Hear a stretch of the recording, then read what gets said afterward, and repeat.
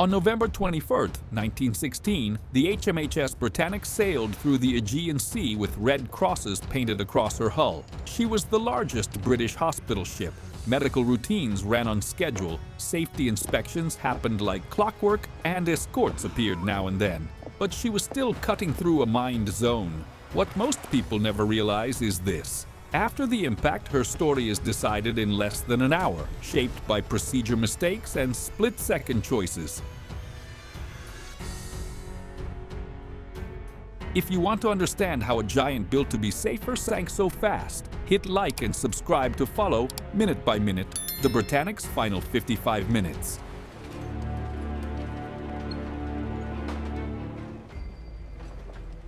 It's November 21st, 1916, and the HMHS Britannic moves through the Aegean, bound for medical support in the eastern Mediterranean. Even marked as a hospital ship, she crosses waters where mines have already been laid. On deck, the crew checks lifeboats, lines, and positions, while on the bridge, officers hold course and speed steady.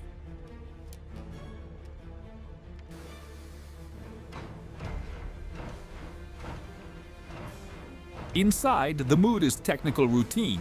Checks, ventilation, wards kept ready. Nothing on the horizon suggests what's about to shatter this shift.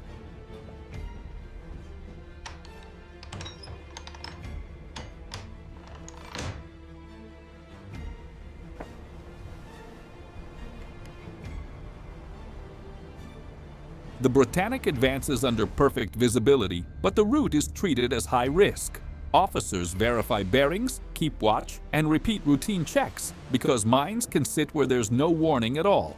Inside, messages are logged and stations stay prepared for an instant change in condition.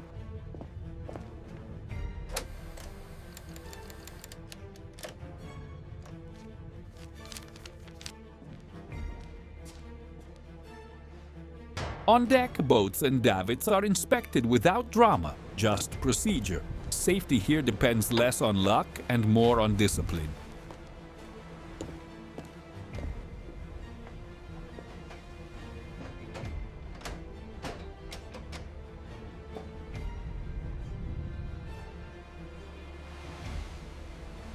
Just after 8, the Britannic passes between low Aegean islands, where currents and coastal references demand constant focus. On the bridge, Charles confirms landmarks and marks position on the chart. Edward receives signals from coastal stations and logs times for the ship's record. On deck, Arthur checks that the boats run free on the davits. No binding, no snagging.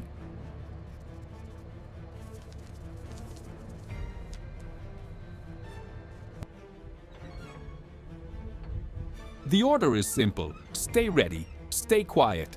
The threat here can sit below the waterline.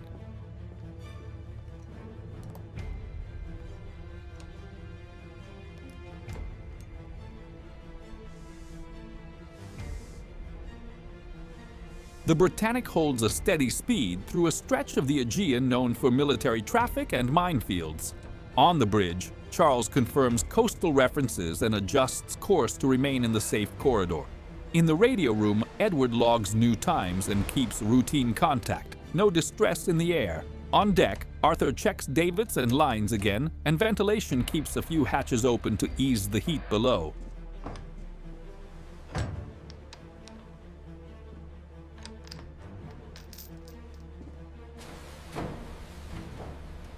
Everything feels under control, but the danger here never shows itself on the surface.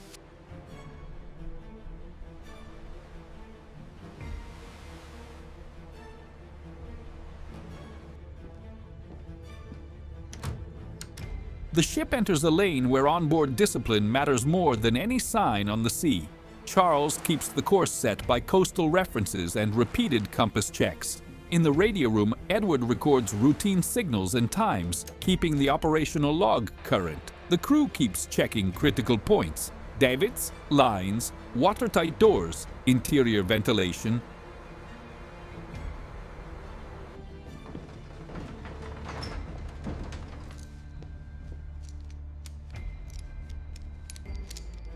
On a hospital ship, many passages stay open for movement and air. That becomes a serious detail the moment something goes wrong.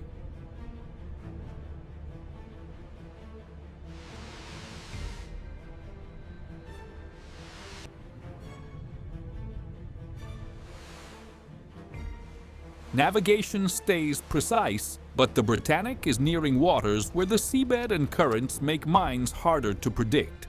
On the bridge, Charles reviews the heading and calls for constant compass verification, keeping the ship inside the planned corridor. Edward updates the radio log in times, with no outside warning at all.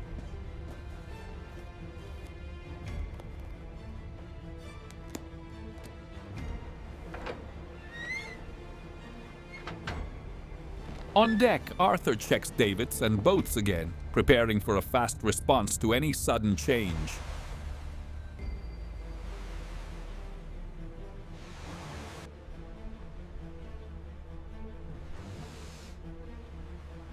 With the sun already high, the Britannic keeps a steady rhythm inside the planned corridor, where the main threat can't be seen. On the bridge, Charles reviews position and confirms course through repeated instrument checks, avoiding small deviations that could carry the hull into mined water. Edward updates the radio book and times. No emergency calls.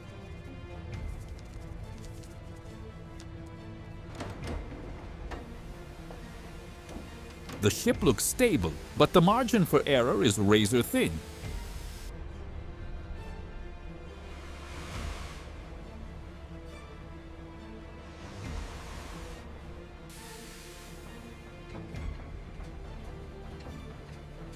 The Britannic holds a firm line, but navigation now runs on tight margins. One slight drift can place the hull over an old minefield. Charles keeps the ship on the planned heading with back-to-back checks, while George tightens watch on the bow, shifting between the horizon and the waterline.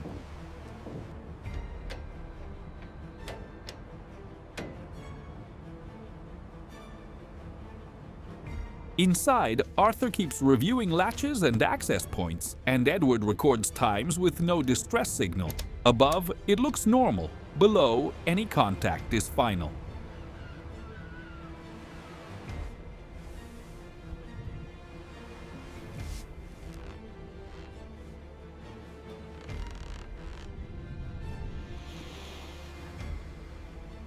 As the Britannic approaches a more sensitive section of the route, the bridge doubles down on navigation control through repeated checks. Charles keeps the ship aligned to the planned corridor, confirming compass, chart, and coastal references. On the bow, George scans the horizon, then the waterline, searching for any change on the surface. Edward records times and routine signals with no urgency, because mines don't send warnings.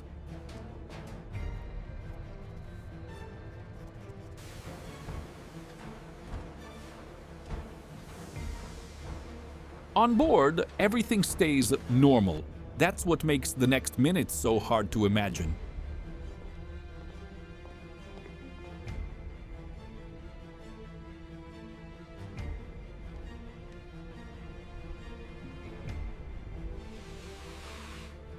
Only a few minutes remain before the Britannic reaches the most critical point on the route.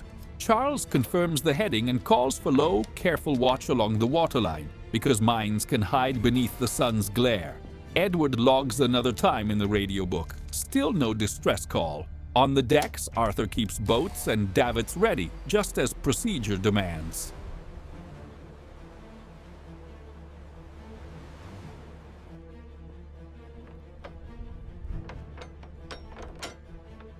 If you want to follow this timeline, uncut, all the way to the decisive moment, hit like and subscribe, and stay with me.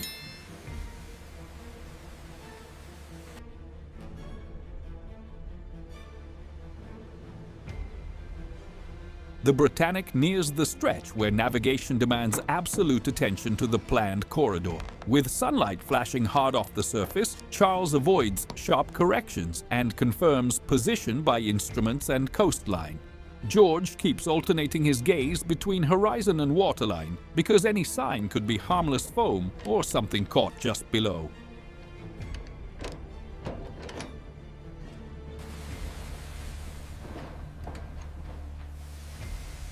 Inside, Arthur adjusts ventilation and latches, while William maintains engine pressure and stability.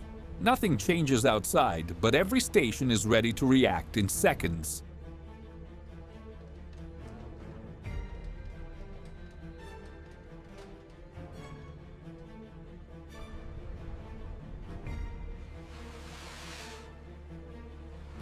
The Britannic enters the most delicate point of the passage, where everything depends on keeping the hull inside a safe band the crew already knows. On the bridge, they avoid sudden corrections and confirm position by chart and coastal references. On the bow, attention locks onto the waterline, because the sun's glare can hide the smallest disturbance.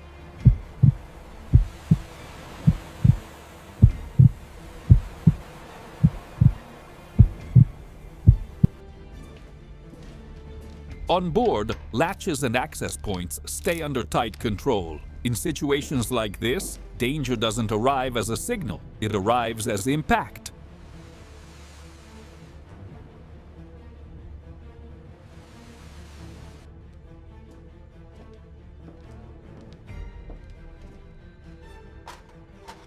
At 8:12 a.m., the Britannic takes a hard, dry U-turn near the forward section, close to the waterline. Evidence consistent with striking a mine. The shock races through the hull like metallic thunder. Lights flicker, dust falls, the entire ship shudders.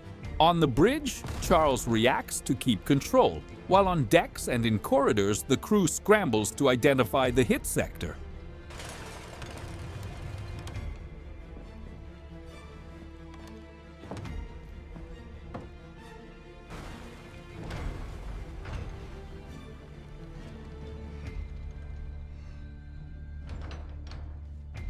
In seconds, the question stops being, "What was it?" and becomes, "Where will the water come in?"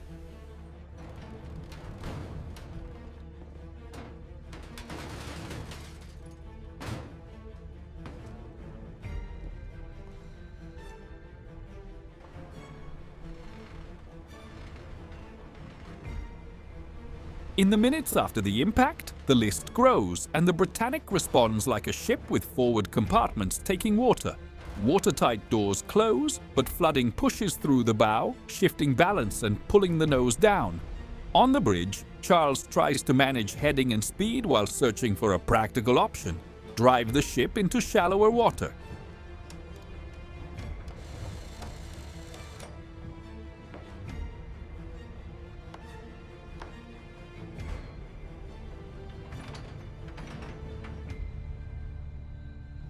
Inside, Arthur and Robert check doors and corridors, hunting the point where water is forcing its way through.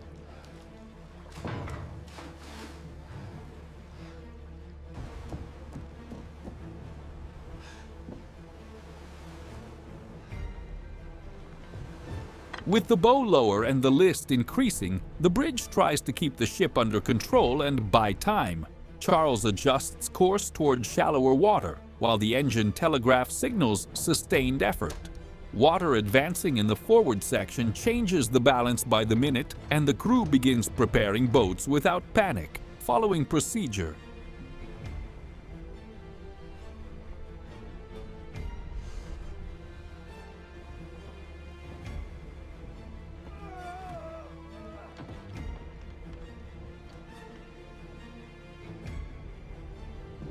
On deck, Arthur reorganizes lines and frees covers. Inside, Margaret secures stretchers and supplies so they don't slide as the deck tilts.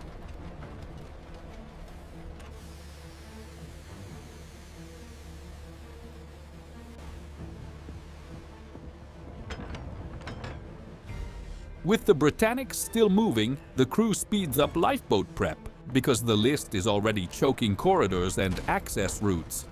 Charles keeps trying to reach shallower water, but that means propellers and rushing water working hard at the stern. On deck, Arthur sets davits and lines to lower boats under control, keeping them away from the wrong side and away from the turbulence.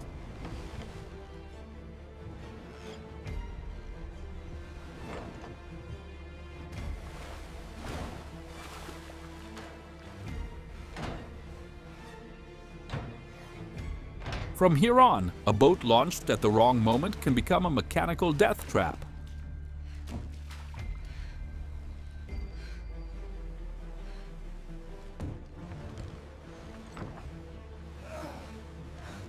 As the list increases, lifeboats start going down more continuously. Arthur tries to keep each boat aligned with the hull to prevent impact and snagging on the davits, because the deck angle changes the geometry of every line. At the same time, the Britannic still throws heavy turbulence at the stern, creating a danger zone for any boat that hits the water in the wrong place.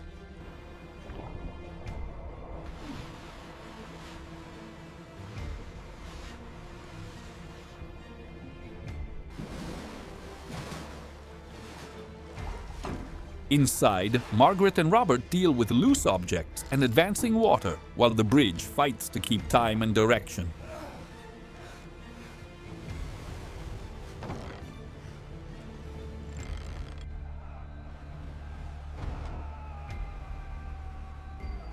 With the ship still making way, the stern becomes the most dangerous point on the Britannic. Water moving through the propellers creates powerful suction and a whirlpool strong enough to pull in any boat that touches the sea too close. On deck, Arthur tries to keep launches on the safer side and away from the churn, but the list changes angles and timing every minute.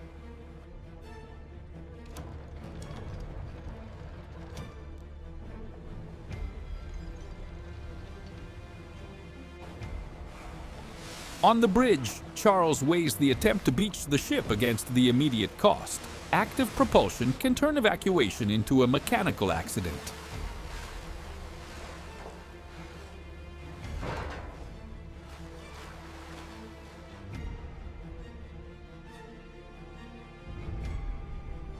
The list grows and parts of the interior become unusable. Stairways turn into ramps, low corridors fill with water and debris. On the bridge, Charles tries to reduce danger at the stern and regain control, because turbulence can grab newly launched boats. On deck, Arthur prioritizes fast lowers, but keeps guidelines tight to prevent collisions against the tilted hull.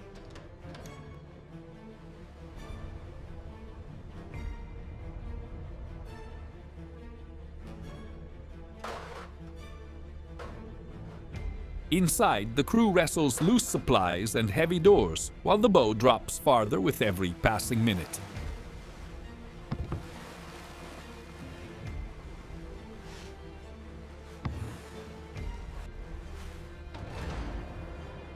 The bow sinks deeper, and the list forces an immediate reshuffling of the ship.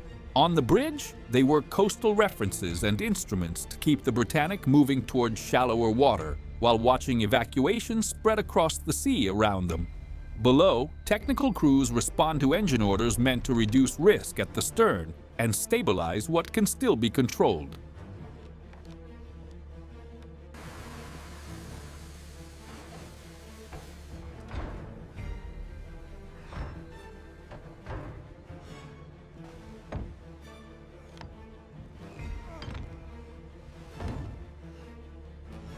On deck, more boats are lowered, now with less room for correction.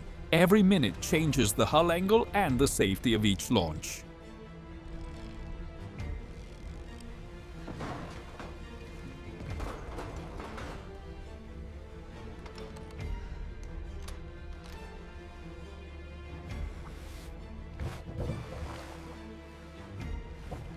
The list begins to break the ship's normal function. Davits work off axis, doors turn heavy, and interior movement becomes a slanted climb. On the bridge, stability is assessed minute by minute, and power is adjusted to reduce stern danger without losing the last chance to reach shallow water. On deck, they fight line jams and try to keep boats parallel to the tilted hull.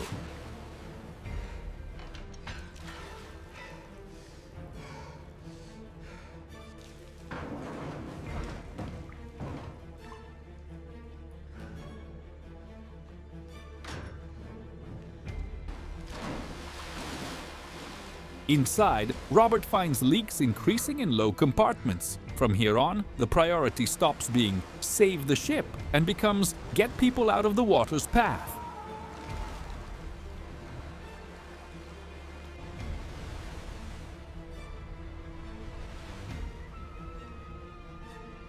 With power reduced, stern turbulence drops, opening a safer window to launch boats. But the cost shows up elsewhere. The bow keeps sinking and the list turns interior movement into constant danger. On the bridge, Charles watches the angle and accepts the truth. The priority now is organized evacuation, not saving the ship.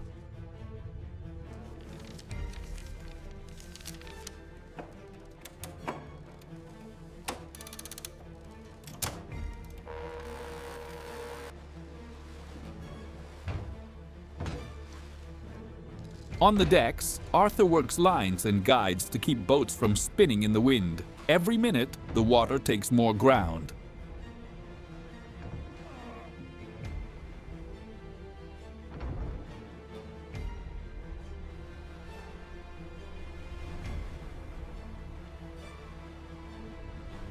Now the sinking is visible with the naked eye. The bow plunges deeper, and water begins sweeping areas that were dry just minutes ago. The starboard list increases, and the deck becomes a slanted surface where everything slides. Charles understands the margin for maneuver is gone. The priority is getting the last groups off safely.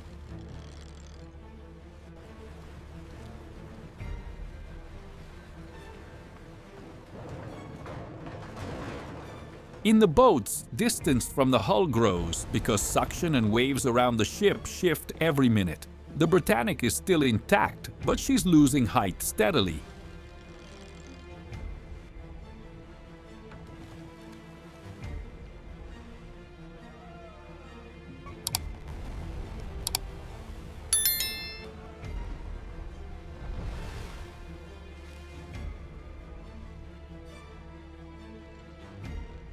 The loss of buoyancy at the bow becomes undeniable. The Britannic goes deeper and deeper, and parts of the hull that were visible vanish under foam. Water invades lower decks and begins washing across sections of the superstructure, turning evacuation from orderly into urgent. Charles watches the angle and knows the time buying is over. The ship is descending continuously.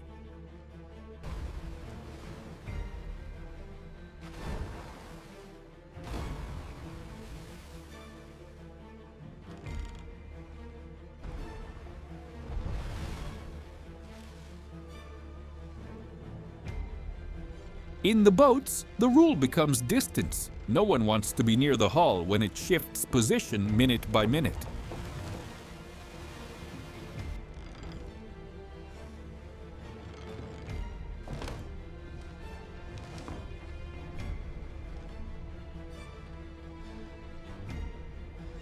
At this point, the bow all but disappears beneath the surface, and the Britannic drops with an extreme starboard list. Water reaches the lower levels of the superstructure and pours through passages and openings that were dry before. Inside the ship, doors grow tajal and corridors turn into ramps, so the practical order is simple: go up and get out. Avoid any path that leads downward.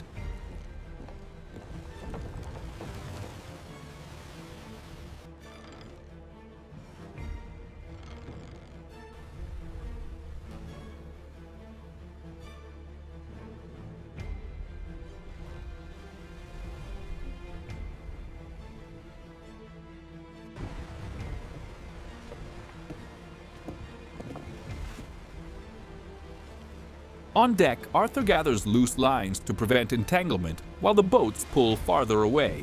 Every minute, the hull's position changes and the zone around it grows more unstable.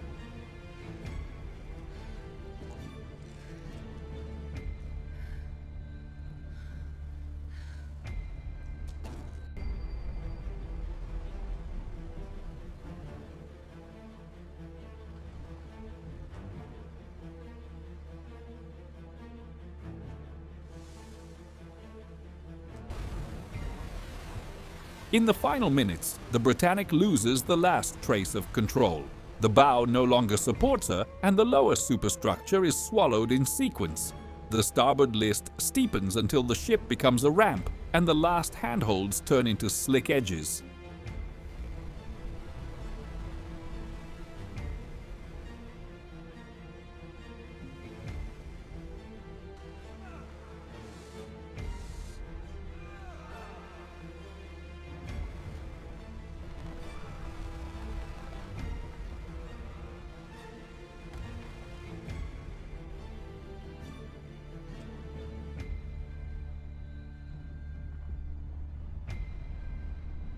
From a distance, Charles sees there's no maneuver left, only a safe retreat. In the boats, the priority is distance from the hull and from the whirlpool that forms when a ship this massive changes volume under the sea.